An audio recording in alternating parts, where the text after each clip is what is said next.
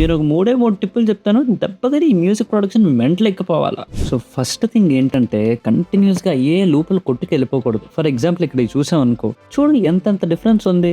ఈ అన్నయ్య ఇక్కడొచ్చాడంటే మళ్ళీ ఇక్కడి దాకా రాలేదు చూసావా? మళ్ళీ ఇక్కడి దాకా రాలేదు అన్నయ్య. అంతంత గ్యాప్‌లు ఉండాలి. అంతేగాని కంటిన్యూస్‌గా అదే లూపులు ఫస్ట్ నుంచి చివరి దాకా ఏసుకెళ్ళిపోకూడదు. Second thing transitions.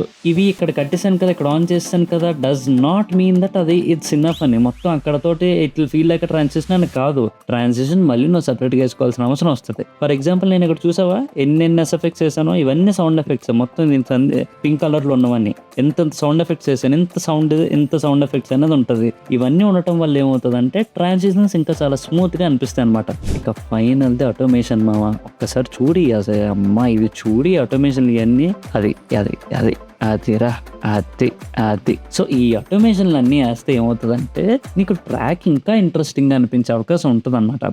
ఆటోమేషన్ ఆడేస్తాడు మా బద్ధకం వేస్తుంది అనుకున్నావు అనుకో, ఒకటే మొత్తం అన్ని కట్టేసి పడుకుని పో. ఇప్పుడు వద్దు, మళ్ళీ మొత్తం ఇంట్రెస్ట్ ఎంతజాజం వచ్చిన తర్వాత తీయ ఆటోమేషన్ చేయి. అంతేగాని బద్ధకానికి దయచేసి ఆటోమేషన్లు వదిలేయద్దు.